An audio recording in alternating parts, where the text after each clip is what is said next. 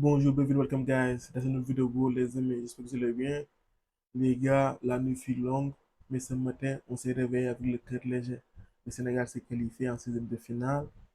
On savait qu'après notre large victoire face à l'Irak, on devait attendre les autres résultats. L'Espagne et l'Égypte ont fait le boulot. Le statut Instagram de Sadio Mané qui remercie l'Égypte. Merci les gars d'avoir fait le job. Merci d'être restés pro. Et les amis, j'aimerais parler du Cap-Vert. Dernièrement, j'étais tellement obnubilé par le Sénégal parce qu'on était dans une situation critique. Mais le Cap-Vert est une équipe à féliciter. C'est l'équipe surprise. Personne ne les voyait sortir de leur groupe. Pour leur première participation, ils ont réussi à atteindre la phase à élimination directe. Ils avaient sorti un match héroïque face à l'Espagne. Ils ont fait 3 nuls pour sortir de leur groupe. Et d'ailleurs, le bilan des équipes africaines engagées est plutôt bon. Il y avait 10 nations africaines engagées et pour le moment, il n'y a que la Tunisie qui a été éliminée, sachant que l'Afrique du Sud a validé son ticket, le Maroc, la Côte d'Ivoire, l'Égypte, le Cap-Vert, le Sénégal et le Ghana. Il reste le Congo et l'Algérie. Ils ont leur destin entre leurs mains. Un match nul suffit à l'Algérie pour se qualifier. Quant au Congo, ils feront face à l'Ouzbékistan. S'ils gagnent, ils verront les 16e de finale. On peut faire un 9 sur 10. Qui fait mieux? Félicitations aux équipes africaines. Alors, le tableau des 16e de finale commence à se dessiner. Alors, nous, côté sénégalais, on peut tomber sur la Suisse, le Mexique, l'Angleterre, la Colombie, la Belgique. Alors, j'ai dit Suisse, Angleterre, Belgique, Colombie, Mexique. J'aimerais qu'on évite l'Angleterre. L'heure est au bilan. On se qualifie avec 3 points. On a marqué 8 buts et on a encaissé 6 buts. Pape Thiaw, à chaque fois, il a démarré avec le même système, le 4-3-3. Face à la Norvège, il avait reconduit le même 11. Et face à l'Irak, il a procédé à quelques changements. Le 4-3-3 est son système de base. Ça, c'est notre dernier 11. Mais les amis, vous aurez remarqué qu'à chaque fois, on termine en 4-2-3-1 ou en 4-4-2. Alors, face à l'Irak, par moment, on a su presser haut cette équipe. Là, on voit Lamine Camara qui récupère le ballon. Il se projette de suite. Derrière, il sert Ismaël Sarr qui marque. Sur cette action aussi, Ismaël Sarr exerce un pressing. Derrière, il trouve Pape Gueye qui déclenche une superbe frappe. On a marqué 2 buts comme ça. Les amis, l'Irak est une équipe qui était largement à notre portée. On peut se permettre d'avoir un bloc haut. Mais face à d'autres équipes, j'aimerais qu'on joue en bloc médian. Le Sénégal est une équipe qui est dangereuse en transition. Notre projet de jeu ne devrait pas être de jouer en bloc haut. Ça peut nous être fatal contre les gros morceaux. Et on n'a pas un milieu de terrain capable d'imposer son jeu sur ce tournoi. À la CAN, oui, parce qu'on rencontre souvent des équipes qui sont largement à notre portée, mais pas en Coupe du Monde. Ce serait suicidaire. Je le dis. Face à la France, dès qu'on a voulu jouer, ils nous ont punis. Face à la Norvège, on a voulu aussi monopoliser le ballon et ils nous ont punis. On peut jouer en bloc médian et derrière, dès la récupération du ballon, on peut exploser sur les côtés. J'ai des interrogations aussi sur le 4-3-3 de Pape Thiaw. Sur ce tournant, pour le moment, ça n'a pas marché. En phase défensive, très souvent, on s'organise comme ça. Dans les autres matchs, c'était Lamine Camara qui se retrouvait à la hauteur de l'attaquant sur ce match.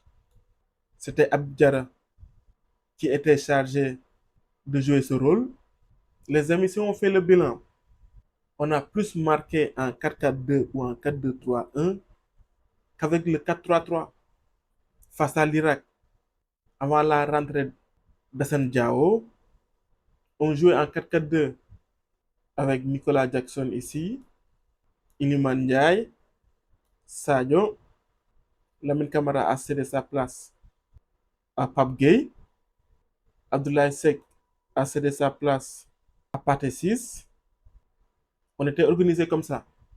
Face à la Norvège, on avait aussi fini comme ça.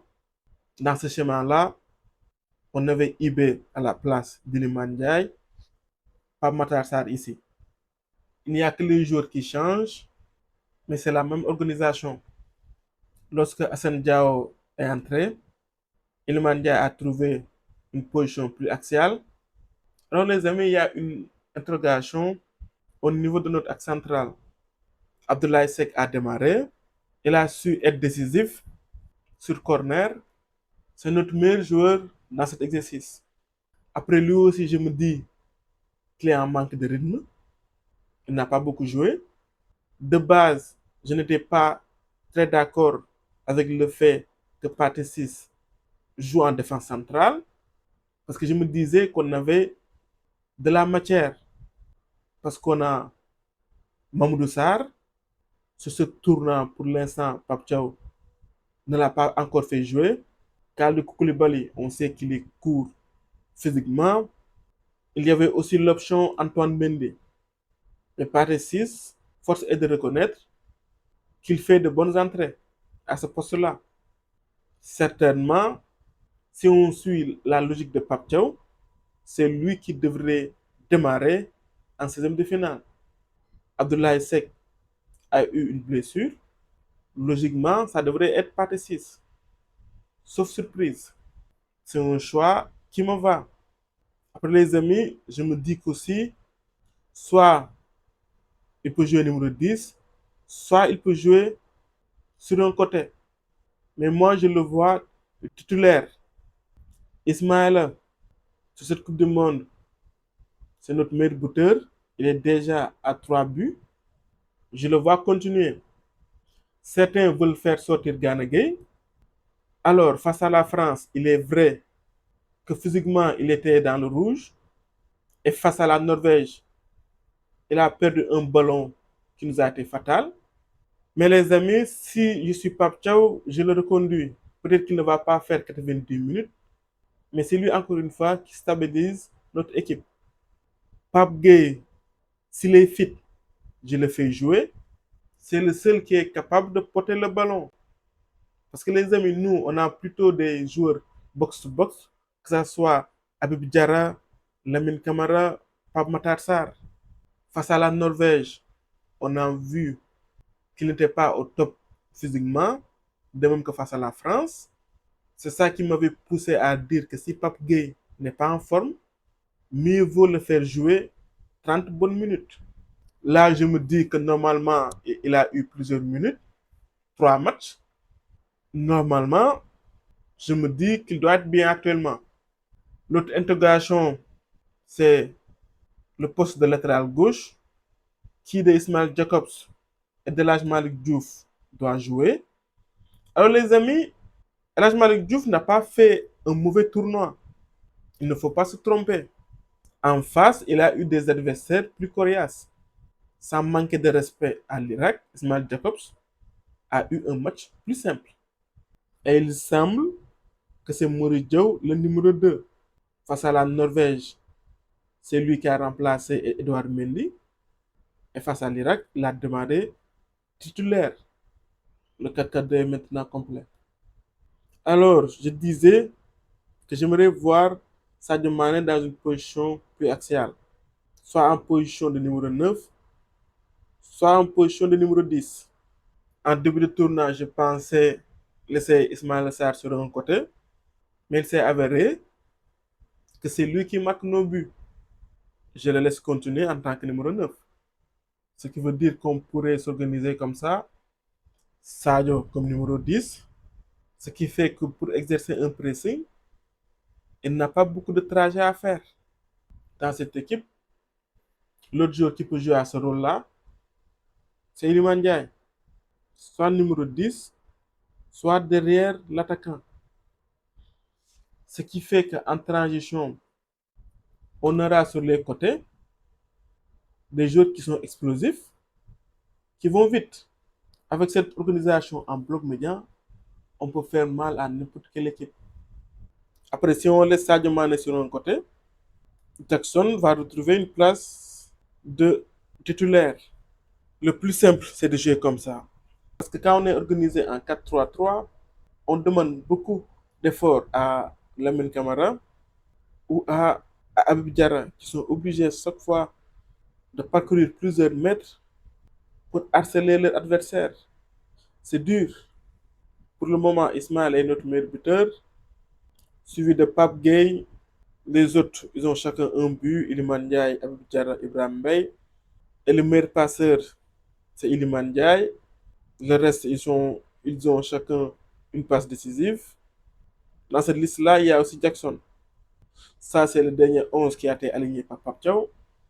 Je ne pense pas qu'au tour suivant, il va reconduire ce 11-là.